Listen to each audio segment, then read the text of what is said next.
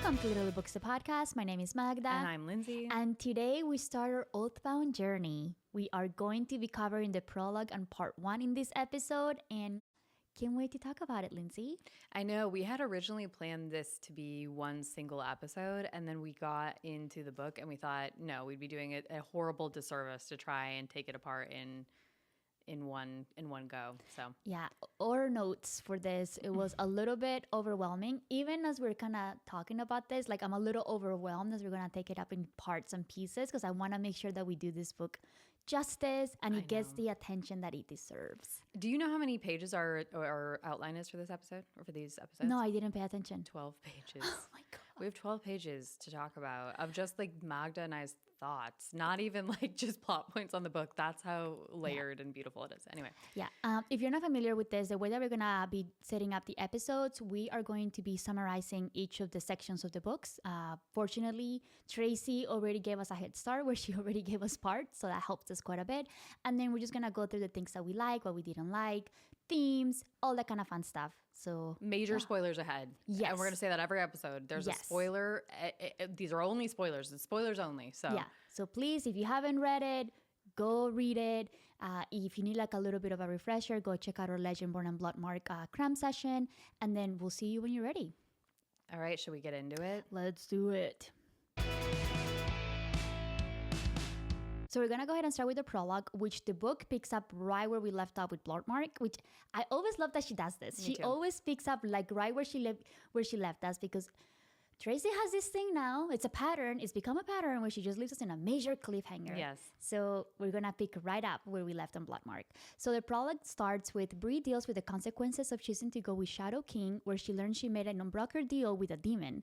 This deal results in Bree owing the Shadow King something because she asks for 2 things when she goes with him. 1, make Cell safe and make her as powerful as possible. He can call upon the open end of the bargain whenever he chooses. In addition to dealing with the open-ended bargain, Bree also meets the 2 wards of the Shadow King and has to learn pretty quickly that she must become stronger and faster in order to survive her training. It is it's a quick part in the prologue, but it kind of sets up the stage of what Bree is going to have to deal for like a big chunk of the entire book. What were the things that kind of caught your attention the most?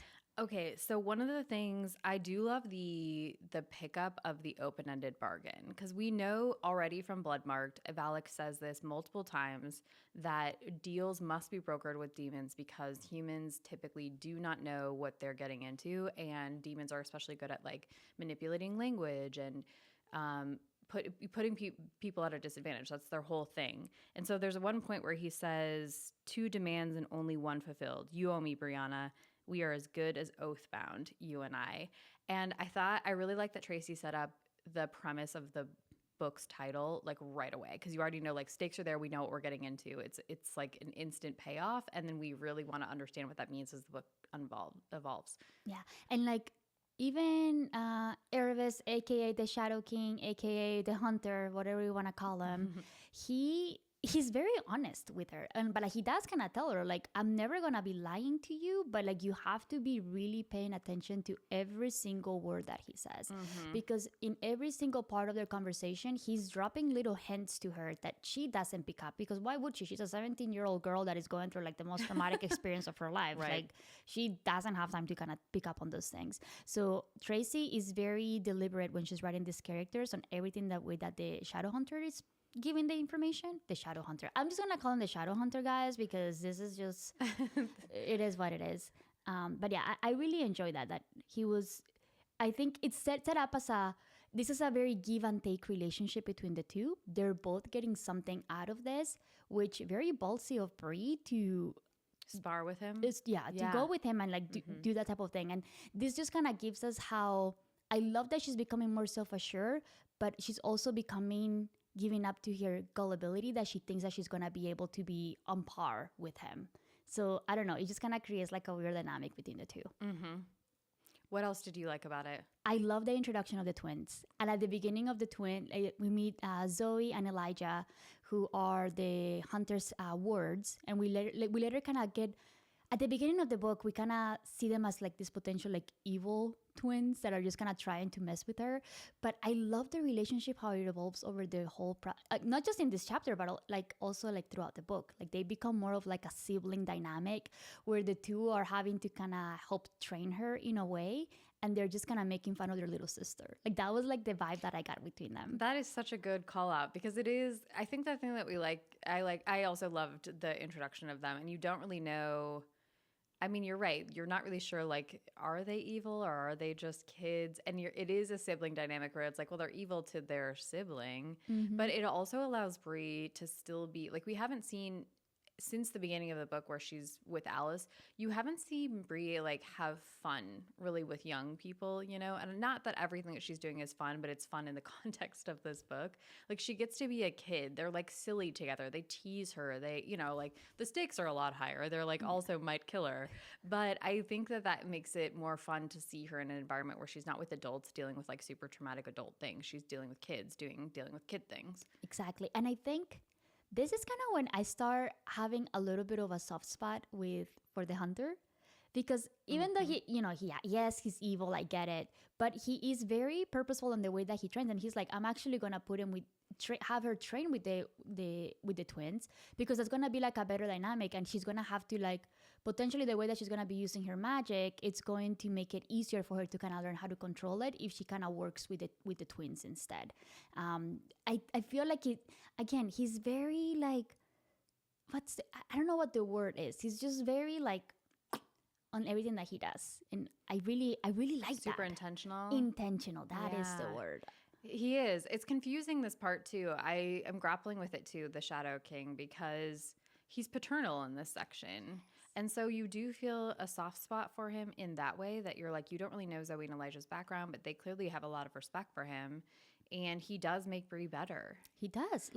And he immediately knows like the first thing that and I think in all the ways he did. Like he made her, throughout the whole course of this book, he made her significantly sharper, learn about her power, and be able, I mean, I don't agree with some of the decisions that were made, but I think she did. We finally start seeing that Bree is starting to get a handle on her power, which we had 2 initial books and she was just all over the place with her power. And we're now finally starting to see that she's actually taking control of it. No, you're totally right about that. She's coming into her own. I think this is like, now we're going to move into, is it okay to move into the things that we struggled with? Okay, so one of the things that I struggle, and this is not a thing I struggle with in the book, it's a thing that like made me sad in the plot line, is that we learn that Bree has all of her memories in the deal that she brokered, but she doesn't really see who the people are. She doesn't have a full sense of the people in her history. And that's the way that the Shadow Hunter chooses to make her powerful, is that he basically compartmentalizes her grief and her emotion and the things that made her really struggle and blood-marked through dealing with all of this trauma. And that is, it's such a way to talk about like how people handle emotions that I find super problematic, you know? I love that happened. Like I actually really love that. Surprised by that. No, but I think it's because the things that I struggle with Bree quite a bit, and we're gonna see this happening later in the book, is that she does get her emotions get in the way, and if she wants to become a leader, really tough decisions are gonna have to be made. And I know it's not the right thing to do, but you can't always save everyone. And I think this is like a struggle that we have to kind of agree on when, like in a fantasy book, you may want to be able to do that. It's gonna keep her human, but she needs to learn to decide what's going to be the best for everybody, and not just like one person or 2 people. I don't know. So I'm okay with that. And you can immediately see that as soon as she compartmentalized her emotions, she became immediately stronger and more in control of her power. But she didn't compartmentalize. She lost it. He compartmentalized. Yeah. I don't know. Sorry, go ahead. No. I was going to say, like, I think that's the thing that I didn't like was her gullibility, that she didn't know what she was getting into. Mm-hmm. And I think, for me, I hated that even though she already knew that like she was coming into this whole thing, into a deal with a hunter, a very powerful hunter, that she still kind of trusted him to do like, I will do anything for you to make me more powerful. And she's like, okay, like you just lost the power. I don't know. No, you're right. Yeah. It's I don't know. I'm struggling with this section. I got to be honest. Mm-hmm. I don't like that she puts away her emotions. I don't like that I get what you're saying. Like, she has so much trauma that she needs relief from that, and he gives that to her. And so in that way, I guess that is a gift.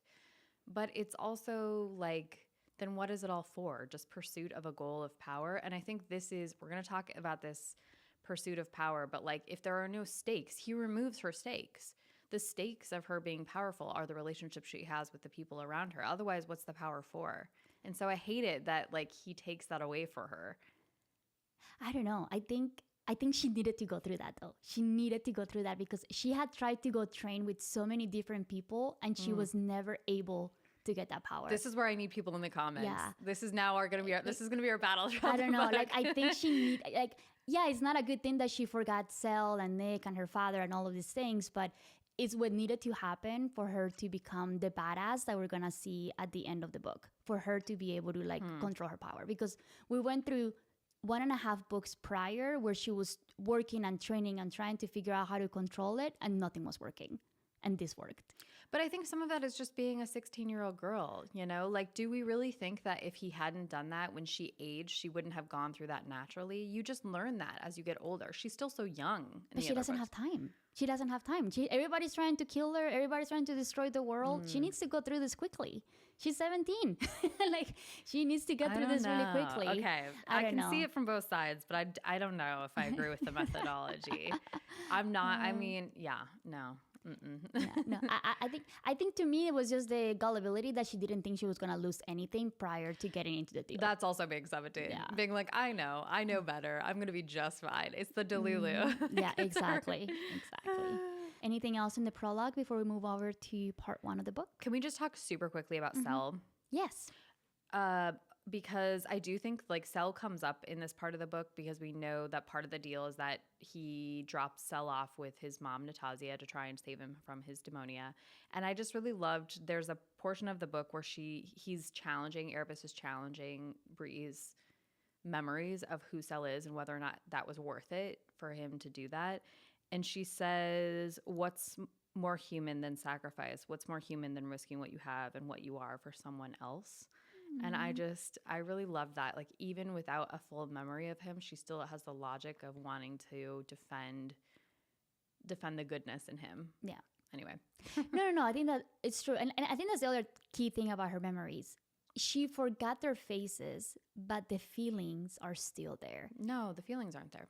No, she does, because she, like, I think she calls it out, like, I long for someone, and I have like even, oh, you're right. Yeah, like she had like this thing, like something that is missing that kind of gave me all of this like emotions, and so the emotions are still there. She just cannot see their faces. Kind of. They're not really still there. They're really separate from her. Like, she associates them with emotions, but I don't think she's feeling the emotions. She remembers the emotions. Yeah, I think that's what and that's why this is all really nebulous, because it's like, I don't think she's feeling the emotions. Otherwise, to your point, then she wouldn't be getting through this section very well. That's true. I so think like, she remembers them. She has a logical understanding of them without a connection to them, which I love.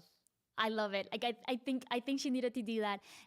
What do I hate the most? And we're gonna talk about this in other parts. Just random outbursts that is just gonna mess things up. And I think this kind of helps her quite a bit. Okay. More on that later. Yeah, you're right. We should move to part 1. I forgot we were doing that as part of this episode. All right, part 1. So in part 1, we switch perspectives, which is sort of how the rest of the book is structured, and we learn of the aftermath of when Bree and Cell disappear and the actions their friends take in order to search for them. Nick becomes weirdly mysterious and invokes something called the Curia Conventus in order to force the Regents to grant him a quest to search for the Morgaines, while side questing for Bree and Cell. William and Lark volunteer themselves to go with him as he needs a second and a night to occupy him. William immediately thinks of Alice, who is still in a coma, and sends word to Valak and Mariah to get her so the Regents don't learn about the magic and injuries that she's been through. In order to help Alice recover, Mariah does a blood walk into her brain and learns that Alice is in some kind of purgatory, reliving the day when Arthur took over Bree's body, trying to find a way to save herself and her friends. Valak devises a plan to have the Grand Dame, who is Lucille, accompany him to a demon bar to learn more information about the whereabouts of the hunter, as he suspects that's who took Bree. Lucille does not like this plan, so Mariah volunteers as tribute. We also meet Natasha, Cell's mom, who is having trouble connecting and getting through to him, but she still continues to give him medicine to see if she can cure his demonia, and she learns that he's utterly obsessed with the new King Arthur's scion. Okay, so what did you like about this part? Okay, I like the setup. The structure is my favorite part about what we learn in this section because, like we said in the summary, we get a bunch of different people's point of views. We get Mariah, Will, Nick, Natasha, Bree. I think that's it, right? I think that's it, yeah. Yeah, and they each are time marked. So it'll say like 3 days after Sel and Bree's disappearance or 2 months after Bree's disappearance. And for me, like I was obsessed with that setup because it sets a culmination for the reader toward the present. Like we're waiting until all of the timelines collapse and get closer to each other. And that's ultimately what they do throughout the book is they sort of move closer and closer into a single timeline. So I was obsessed with the way that she wrote the structure. That's a really good point. I didn't even think of it that way, that it was almost like a countdown as she was writing it. You can kind of see it like towards later in the, part 3, part 4, that's kind of what happens. But I didn't grasp on that very early on. I just really love that she was just immediately giving us the reactions of what everybody went through when they disappeared. And again, sweet little Brie, I love her, but she makes these decisions without thinking about the consequences of what everybody's gonna go through, and everybody started immediately devising their own plan to get them, and everybody starts working on silos in trying to figure things out. So it just kind of gives us a lot of the dynamics between the group that they didn't even realize they were a group at this point. They just became a crew after this event happened, and they're just gonna have to. They're kind of working together without even realizing that they're working together in a way. And I just found that to be quite lovely. But again, it just kind of speaks of like Bree's, how young she is, that she didn't really think about the consequences that her friends were going to have to go through in order to kind of help her get her back because they weren't aware of her whereabouts. Yeah, I'm with you. The other thing I like about it is that you get the internal monologues of other people apart from Bree. And so it allows you to learn more about them and their motivations and their flaws and their things like that and she shows you those things without having to like have Bree observe it basically, right? You would like get a sense of the characters a lot better. Yeah. Anyway, what about you? What else do you got? I love learning about the Curia Conventus. I don't know if I'm pronouncing that correctly. Yeah, I think you it was pretty cool, which is basically we learned that it's like the one thing that the regents have to obey in the order, and it's the only thing that they have to do for all of the science, and it's kind of what helps kind of keep some of the checks and balances of the order. So Nick kind of calls this out, and he's like, I'm gonna call this, and all of the regents are gonna have to come, and they're gonna have to listen to me, and they're gonna have to grant me this one request. There's a big build-up in this section as to what that request is, which we now learn later. We learned that Nick, what he wanted to do was get a quest. He pretty much tells Sesta, like, hey, I killed this other Merlin. I forget the guy's name. Zhao, I think. Oh, yeah. I killed Zhao, so I'm going to go into prison and you're going to come, and then I'm going to ask you for something, and then once you get here, we'll talk terms. So he does, and he asks them for that, like, hey, I need a quest where I'm gonna go look for the Morgaines, Morgaines. No, Morgaines, that's right. Morgaines. Okay, the Morgaines. And this is also like, it gives us like a really big piece of information that we start learning that the Merlins are dying off. And we kind of start seeing subtle hints through this whole part where like the Merlins are getting like extremely, like even more younger than they used to be. And they're like more inexperienced. And you can kind of see that the order is kind of, I don't want to say crippling, but their power is becoming not as secure as it once was, which was kind of cool to kind of see the breaking down of like such a big organization and the ripple effects of that. So that was kind of cool. And Nick, you can kind of tell like the guy was freaking smart because he's caught on that really quickly, that he pretty much played his cards really well. He knew who was behind it, which he thought is like most likely the Morgaine. So I'm going to go get them, kill them potentially. But obviously like his side quest is that he's going to go try to find Bree and Sel. And it's also kind of cool to see. I love when Tracy kind of takes us into the order and organization of things, and she does that multiple times throughout the book, not just about the order and then this whole Curia Conventus where we have to learn like not only do you need to go and accept the quest, but they need to take a second and a night. But then later on in the book, we also learn quite a bit about the nightshade as well, which is kind of fun. And I love when she does that, when she explains to us how everything works. Is it the shade court or the night court? Yeah, I don't know. Night court. The night court. Ding, ding, ding. The Get your shadow gavel. court. It's the shadow court. The shadow court. Yes. That's it. The night court. I love the night court. Oh my God. Okay. Yes. Yeah. You're right. Yeah. There are a couple of other things that I really enjoyed in this section, and it's we learn more about Valak's power, and I wonder what else he's been hiding from us, because we learned that Cambians are able to mesmer people, and he mesmers William when William is giving them Alice, because William starts kind of trying to figure out that potentially it was the hunter that took Bree, and Valak, rightfully so, is really worried that, like, for instance, the Order finds out that it was the hunter, they're gonna start using their root crafters to kind of lure him in, and he's like, I do not want them to have this information, I'm gonna figure this out on my own. So he mesmers William, and William forgets everything, which I thought that was kind of creepy and weird, and it just kind of speaks about the amount of power that is out there that the Order has no idea about. You're absolutely right. And I think another thing that comes up in this section with the different people's powers is their insecurities about their relationship to power. So like Valak in this section, we learn that his relationship with Root is a little bit fraught because he is a Cambion. And so he's like, I don't want the ancestors to take away what little power they have because they feel like I'm undeserving of it. And I think this is like a really nice moment where you see that, like, you know, Valak is like really confident and he's very charming, but you see this like vulnerability in him where he like feels rejected a little bit by part of his ancestry and his relationship with Root. And you can kind of see it in these moments when he's talking about his abilities, and this moment with William. And then another person that we see that with in this section is also Mariah, where she basically says, like, in so many words, she doesn't feel that she's as good as Bree. That Bree is the all-powerful one, and that she's really strong, and she makes only good decisions, and she has so much weight on her shoulders, and Mariah can't be helpful to her. And I like this because you see, you know, like, that not everyone has it figured out. They're all kids in some ways. That it's this like flawed humanity in all of them, even though they're not all human. When you wrote that, like you said that you had like a love-hate relationship with that, I was immediately in the bandwagon that I hated it. I hated that Mariah felt so inferior to Bree. It just broke my heart for her so much. Yeah. And I love the way that it was written, but for her personal journey, it just made me so sad, because I feels like at this moment, everybody's putting poor Bree up in a pedestal, which is just gonna make her more, like, if she like stumbles or does something, it's just gonna make her, like, the heartbreak for all these people that put her up in a pedestal even higher. And I think we're gonna see this later too. But we're seeing the vulnerabilities of every single character. I think that's why I take umbrage with the idea that, like, Bree only makes bad decisions, because I think she feels like she has to. Like, nobody is, in a lot of parts here, they're saying, like, you're the king. You're the person that's got to fix all of this. So she's feeling that pressure, and she doesn't feel like she can ask people for help because they are putting her on this pedestal. So, like, when she rushes into danger or doesn't consider other people's feelings, it's sort of a reaction to a place that they've put her in. And it's really frustrating for us as the reader, because you're like, no, like, you're just a kid. You are not going to know everything, and that's okay.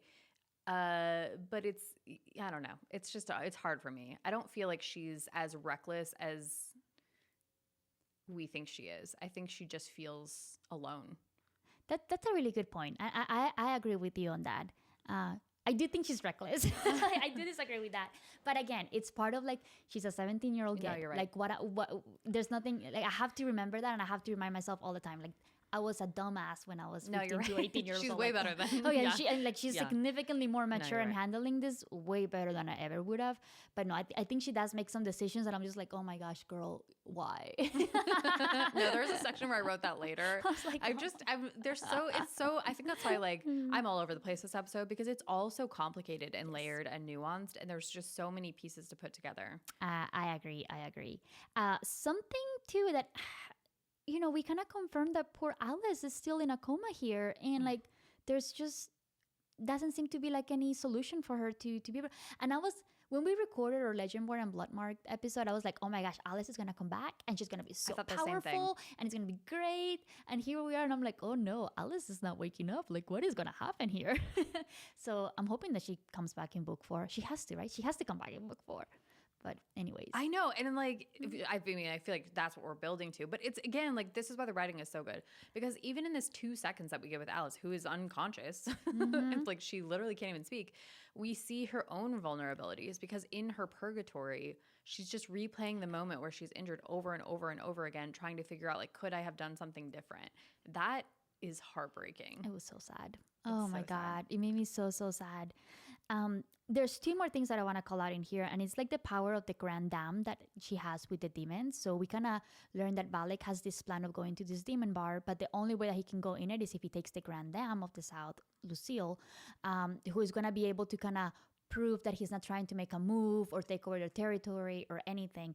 And they don't really explain to us yet why she's so powerful, but I'm here for it. I love that there's this like this fancy lady that is just like, as soon as she enters, everybody knows who she is, and she has so much power with such like crazy bad people. Lucille and Hazel are awesome. I love them so much. Yeah. You know, like Hazel, I don't even think we talked about it because, you know, she has like a doctorate in like some science. I forgot what it is. And she's like, you know, because she's a professor at the university. She's like chemistry or something. Yeah. Yeah. And I'm just like, and she's just like, oh, Miss Hazel just cooking us dinner. And I'm like, but no, but she's like a badass outside of this. They're amazing. I know. I love her. I love it. And then there's one more thing. We do get a point of view from Natasha, where she's kind of trying to understand or recapping her interaction with Erebus and what she's going through with Cell. And I actually had to go reread this a couple of times because we do get a little bit of hints about Cell's father. So she says, while my son has inherited his father's general insouciance, I don't know how to pronounce insouciance, sarcasm, and good looks, Selwyn's quick of duty to other comes entirely from me. And this comes after Erebus himself asks her, do you think Cell's dad is going to come looking for him? And she's like, I don't think so. I thought that was really funny. And it's just like 2-3 sentences, and then we don't talk about his father again until the end of the book. Which we'll talk about in a future episode. I know. Yes. That's pretty much it on part 1. Anything else in the prologue or part 1? Yes, there's one last thing I want to talk about with part 1. Okay, there's a moment in here where I screenshotted an entire page of writing that I was so obsessed with. And it is when Nick is talking to the Regents about their treatment of Bree. And I think it is this beautiful moment of Tracy telling people, like, this is what allyship looks like. And we get it from 2 different perspectives, one which is a little flawed and one which is amazing. So Nick in this section is basically dressing down the Regents. And he said, you have made me parentless twice over, Regents. I am an orphan of your court. I have lived beneath your violence. I have seen what you seek to hide, not just here, but everywhere. And in my time away from court, I have felt your truths more clearly than ever. Your supremacy, your misogyny, your racism, your cowardice. And in this moment when Will is listening, he's like, shit, did I ever name the forces that Bree faced? Did I ever call them what they were, full-voiced in front of her? And I just think it's this like really nice moment of being, it's like what we talked about last week with that author who was like, I'm sorry for whoever I offended. It's like, who do you think you offended? And I love that Nick is like, you're terrible people, and here's why. You treated her poorly because of her gender, because of her race, because of your own feeling of superiority about what power should look like and feel like. And I like that Will is like, I need to be more present with her in this moment and formally acknowledge that I love her, and I love her, and I see her struggle with this very particular thing. Anyway, I just like that. That's such a great catch. I didn't even catch the part with William, and oh my gosh, thinking about it, like that's such a beautiful way of Tracy kind of telling the reader, it's never too late. And you can learn about this too. Like there's always a chance for everybody to kind of take on like but you know, to do the right thing, no matter in what stage of that process you're in. And I did not catch that, and I am so mad at myself. I mean, that's so great. There's always there's always time to no. I just think it's like interesting because I do think that we sometimes are like, when we're faced with like uncomfortable things about people's experience, we sort of say like, well, they know I'm their friend. And it's this beautiful moment where it's like, but do they feel that? Because you're like helping fight these battles with them, you know? Like they're not always having the onus of, it's not on Bree always to call out their racism. Like her white friends who are like white men are doing it for her in this moment. And like, I just love that. Anyway. I know, such a great cat. Oh, okay. I love that. Yes. This is just re-emphasize my love for Nick a lot. But you know, I've been a Nick girl since the beginning. I'm coming around too. Yeah, there's a few moments where I'm like, damn, he really just supports her. And that's 100%. the thing. That's the thing. And I think he does it without any expectation of what she will give to him in the future. Like he just respects her and adores her and supports her in whatever way possible. And I think, again, I think he was the first person who saw her as who she truly was. And I love that. And that's the perfect way to end part 1, I think. I think so too. All right. Thank you for listening to Literally Books, the podcast, Where we say what we read. and we mean what we say. Bye.